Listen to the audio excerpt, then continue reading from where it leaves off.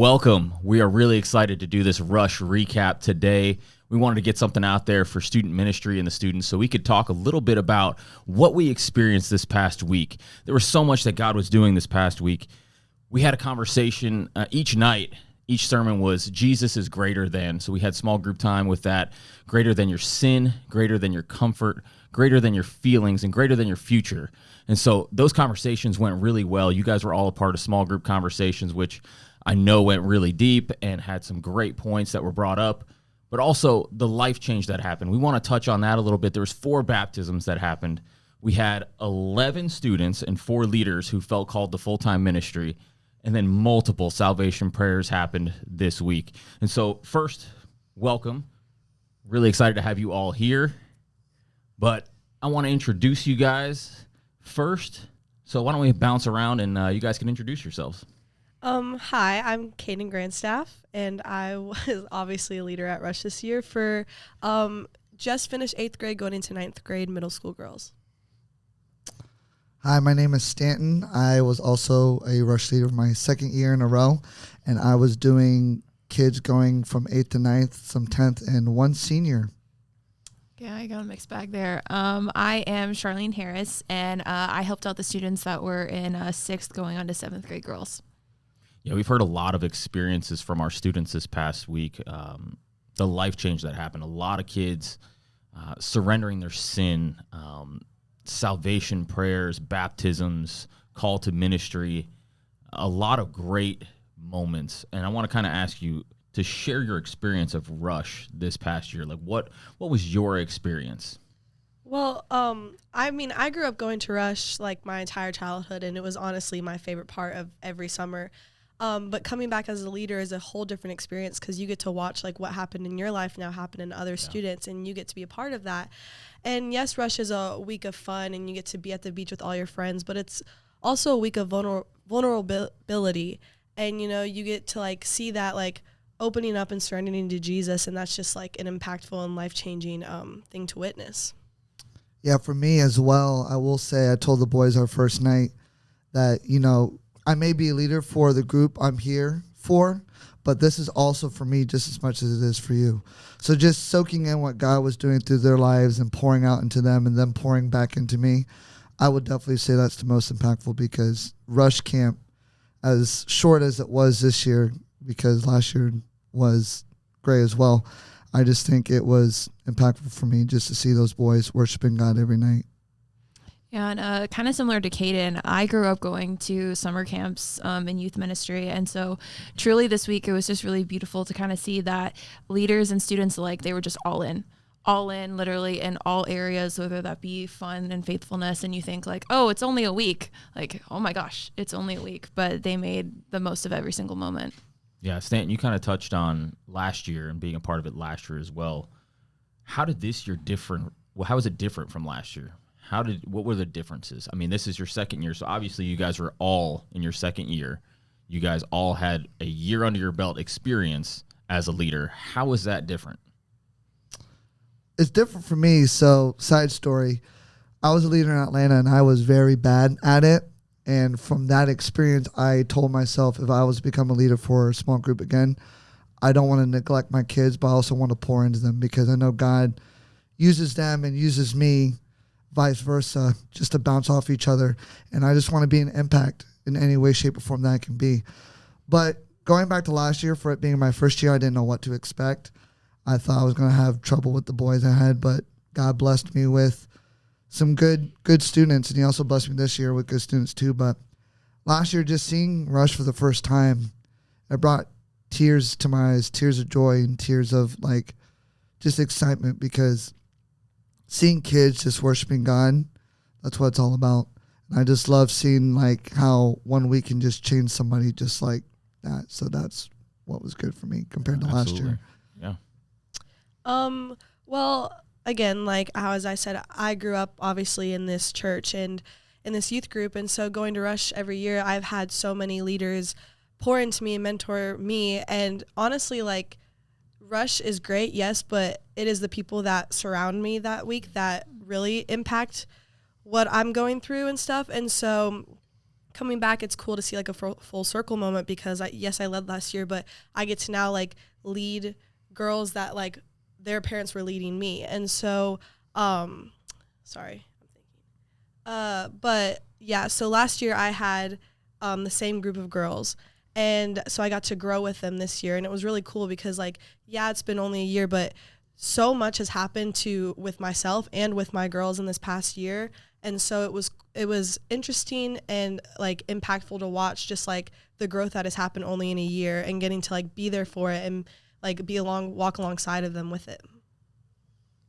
Yeah, it's really, really awesome. And I think even just compared to last year, with the events that happened on night one alone, both circumstantial bang, bang. And out of our way, that like God moved night one immediately. And I think that really kind of set the precedence for the rest of the week, that like it was ongoing. And even in this year, for me personally, I've entered into this year of camp in a different season.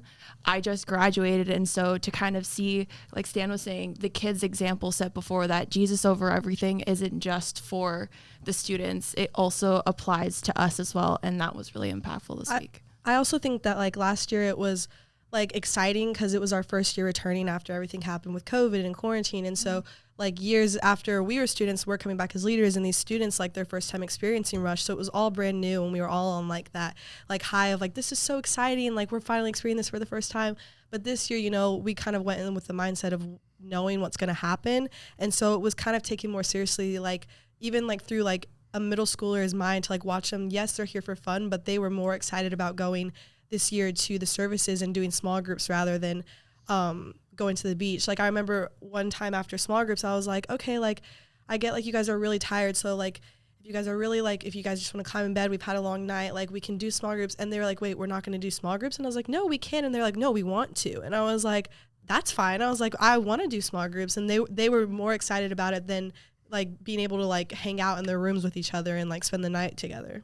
Yeah, and I think that has to deal with our leaders. We have fantastic leaders who pour into these kids, not just for the week, but leading up to that week and all year round, really, to where they're like, no, like we want to have that small group time. And I got to listen in on a lot of those conversations, and they were deep spiritual conversations that were happening every day. And I was thinking back, I'm like, if I was a middle schooler or a high schooler, like, bro, let's just go to the beach. Like, what are we sitting here talking kumbaya about? Like, but our kids have that maturity to where their spiritual maturity is very impressive. I mean, and it's something that as leaders we should be proud of. And I'm proud of all of you as leaders because you had a part in instilling that in them. And that's just really special to see. And for me, this year was totally different. Last year, I got a chance to just oversee all of you, bounce around from small group to small group, worship alongside of all of you. And this year, being on stage and being part of production and being a part of all that was totally different for me. So you talk about night one. I'm sitting there night one backstage, and I look out, and I'm like, where'd half the kids go?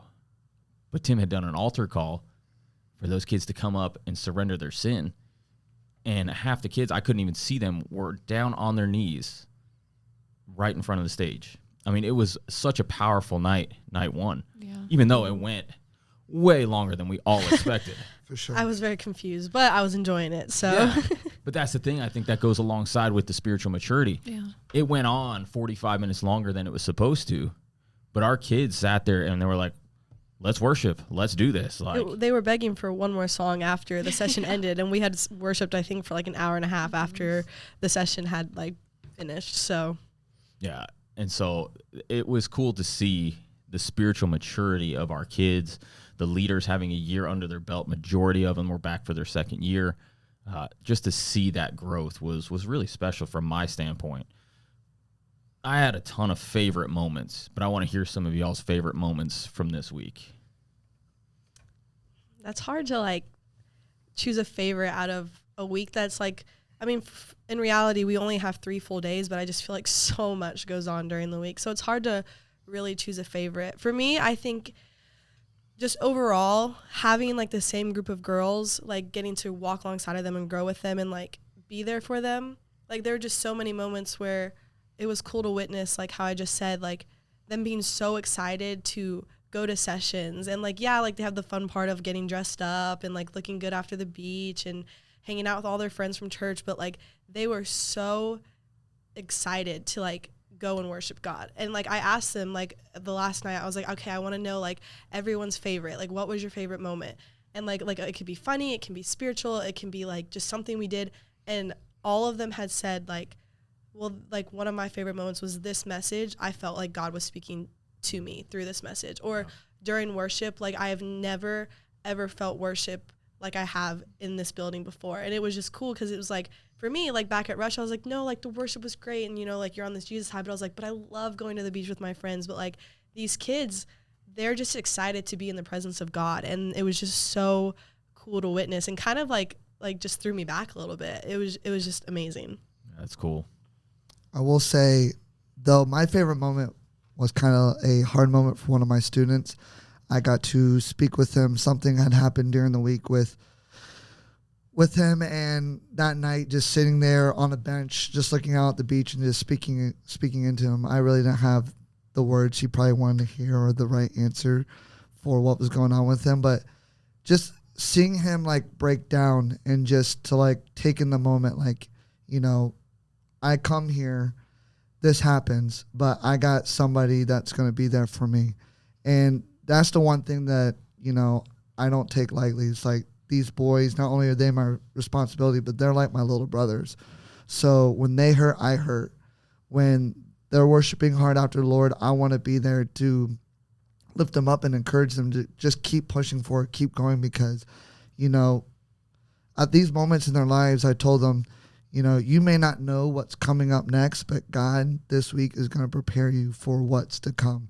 And I think it's important that every moment and every second that God speaks, to listen and just be aware and to be, you know, prepared for these moments, because they're going to change your life for the better. Yeah, make it count. That was one of the sayings during the week, make it count. And kind of like Kaden, there's way too many. There's way too many things. It's those little nuances that you get to witness in your kids that they kind of build at the end of the week. It's like, I can't choose any. I think it was great, you know, the costumes and everything, that team spirit and unity that we had as a church. Like, we're small, but we're tiny and mighty. And we showed up, and I was really proud of us in that. And just even the kids, like you're saying, their boldness and vulnerability to ask all of these questions about their faith, salvation, worship, that I was taken aback at just how bold they were in their honesty and wanting to learn. Like, they're hungry and they showed it. And even being able for them to show up and be like, hey, Charlene, can I just straight out tell you everything that I took from the message? And I didn't have to say a word. Like, they wanted to lead that small group time.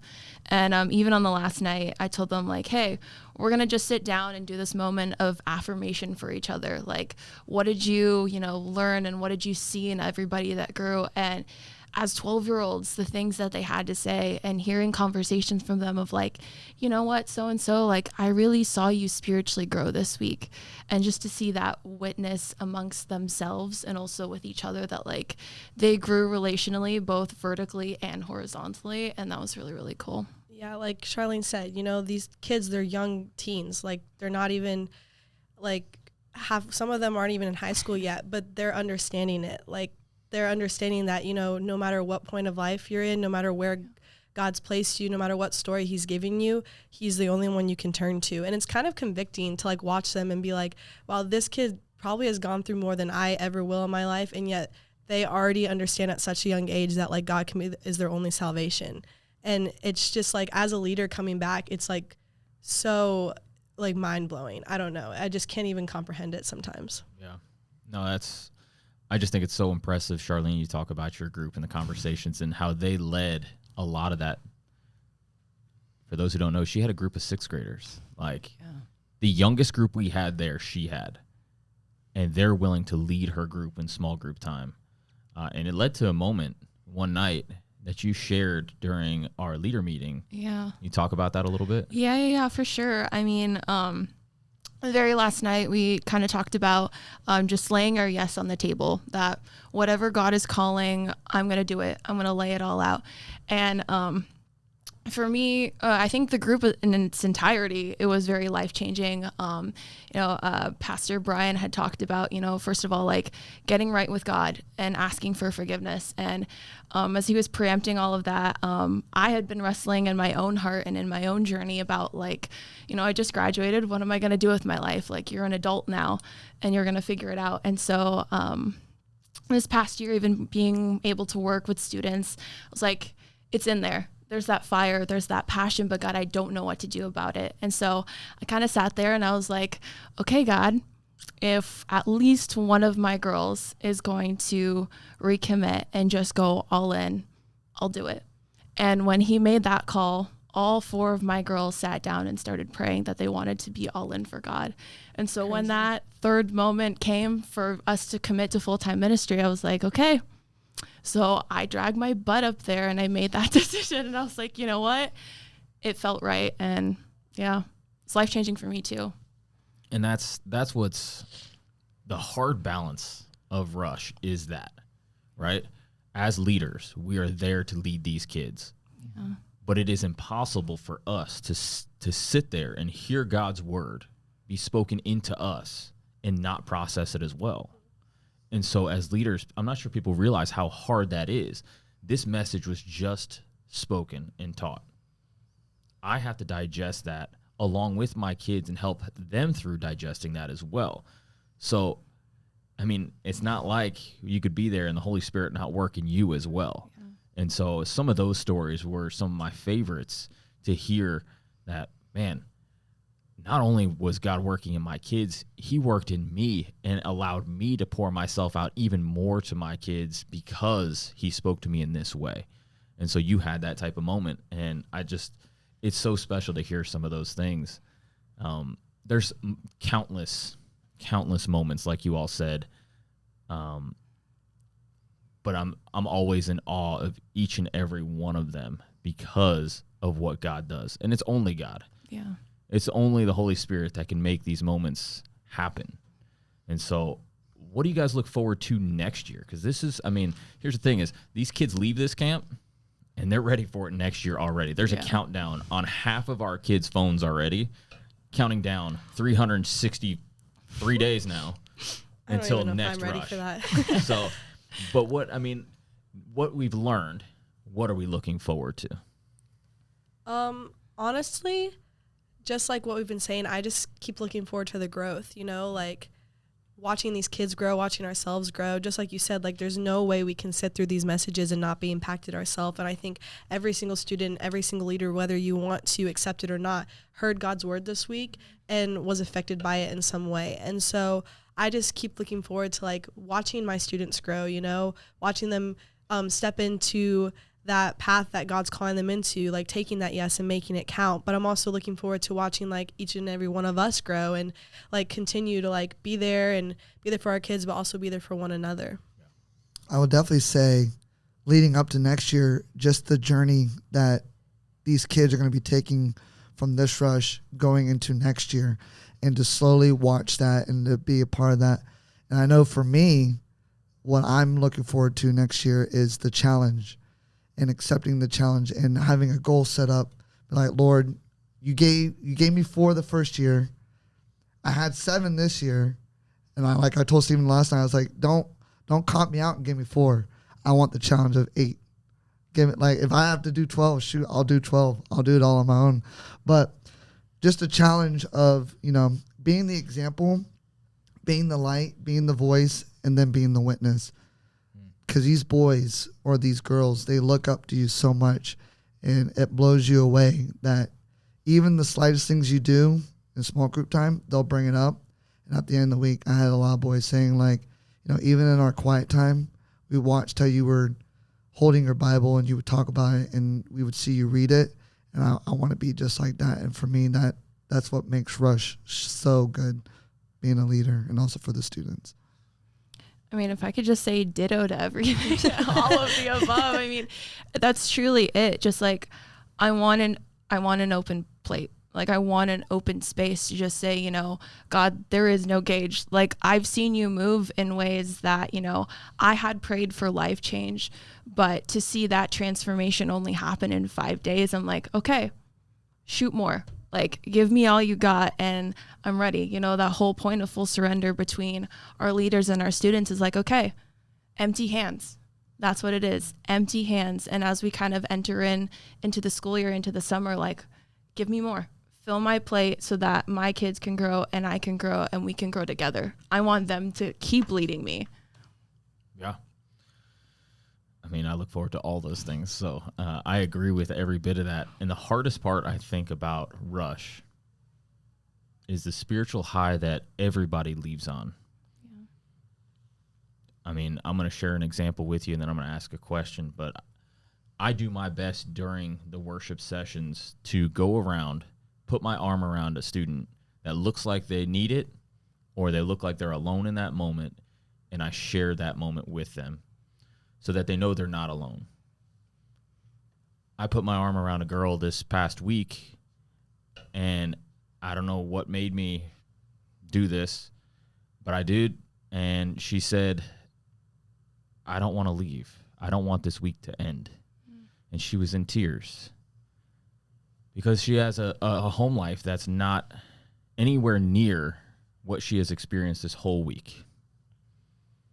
And that's the difficulty of dealing with this sometimes, is that how do you deal with the spiritual high that these students and leaders even gain from Rush? How do we keep that going beyond Rush?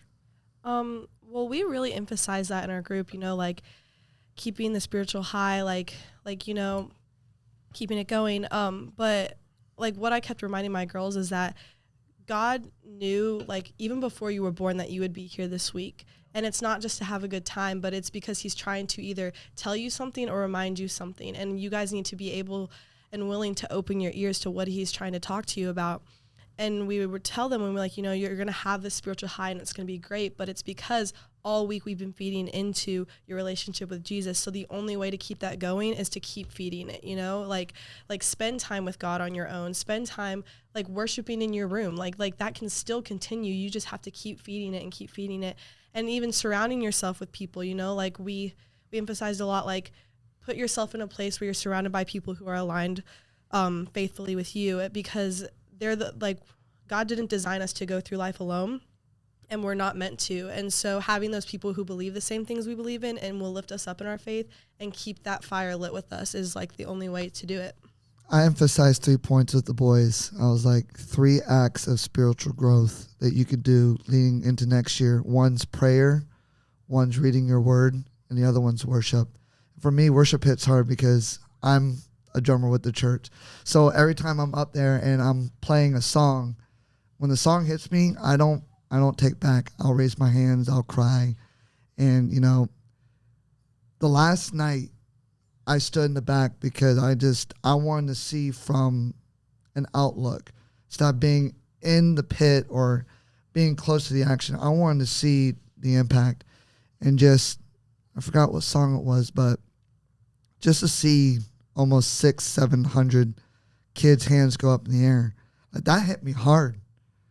And I told them the last night when we got into the room, I was like, do not take these moments for granted, because the moment you go back home, that's when the battle truly begins. And what you need to do is, you know, stay strong, seek God, pray, worship when you're feeling down, and open the Bible. I know you may think you have to read the Bible for an hour or so, but just take 15, 20 minutes out of your day, because what you read, the Lord may answer a prayer or he may answer a question that you have. So that's what I think for my boys, and I'm pretty sure you guys can echo on that as well. Yeah, 100%. I mean, kind of going off what both of you guys are talking about, like, I really emphasize with my girls that, you know, whether it be through reading the Bible or during worship or even prayer, like, this relationship is a personal one. It's between you and God. And truly, to kind of keep it going, like, don't be discouraged when you fail, because it will happen. We're human, and that's exactly why we need God. But the beauty of it is that it's a relationship where he's walking with us. So whether that be mountain high or valley low, he's still there. And all he wants is that call, like we've been talking about, that yes, that full surrender, that like you can come exactly as you are, whoever you are, wherever you are, and he'll be there, and he'll be there for you in ways that, you know, it's not just at camp. Yeah, and I think we're providing opportunities for students. We have high school starting up again this upcoming Sunday night. We have middle school every week. We're going to adapt and do some different things with that coming up here pretty soon. But to have availability, we have the availability for students. But are they making themselves available to be a part of that community? Or do they just want that rush high? They just want to be a part of 900 students that are out there worshiping and listening to a message and kind of blend in that little bit? Or are they willing to step out and really say, you know what, this is what I want, this is where I'm going to be, and this is what I'm going to be a part of, and make it a weekly thing? And as leaders, that's part on us, right, is to encourage them to continue to do that. And I know that as leaders, we will. And, you know, I'm really excited about that. The discipleship process that we've had going on here at Genesis has been just something beautiful to sit back and watch. Before we close out, do you guys have any final thoughts about Rush this past week? Anything else that stuck out to you want to share?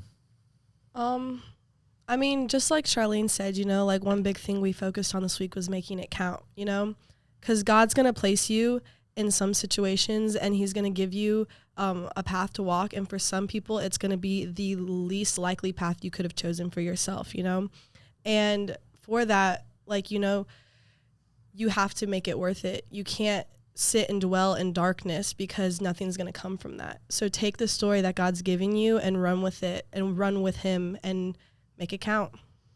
I just want to say it's an honor just to serve alongside every single one of y'all. I know not every leader is here with us, but I'm sure I could speak for them that when we look around at each other at the end of the night when we were looking and just hearing what God was doing throughout the week, you know, that's very uplifting to know that you have people alongside you that are doing just as much as you and they care just as much for the students. Because if we don't care for them, they know. And if we don't care, they're not going to input themselves because they're like, well, they don't care that I'm up there worshiping God, then this week's just a waste. But, you know, I'm just privileged just that God has used me in the space that he has and that, you know, that we all have a calling. And, you know, just to have Stephen as our main guy, just to see him grow over the last 2 years taking over the ministry, it's been awesome to see. And I hope you're ready for more because I'm thinking 200 kids next year. I would say we will probably be at least 150. So that's also a shout out for some more leaders too, because we're gonna need more. We're gonna need more help, people, please. and there's people that want to, and there's people who have the heart for it, and people are willing. But I think hearing your guys' testimony on how impactful this was, not just on the students and the ability that you were given by God to have that impact on them and the opportunity, but also the impact that it had on you. I think that's a big deal, is because people are afraid to work with students sometimes because it does cost a lot. You pour out a lot, and it's really, really hard. But it's one of the most worthwhile things that I've ever been a part of is student ministry. And so with that, we want to encourage all of you to support our students in prayer. We would love for you to support our students in everything that they're doing. If you see them on campus, give them a hug, give them a high five, encourage them that they are loved, because a student's life right now, it's hard. It's hard at times. And so, but we thank you for listening. Grace and peace. Peace out, Thursday Talk.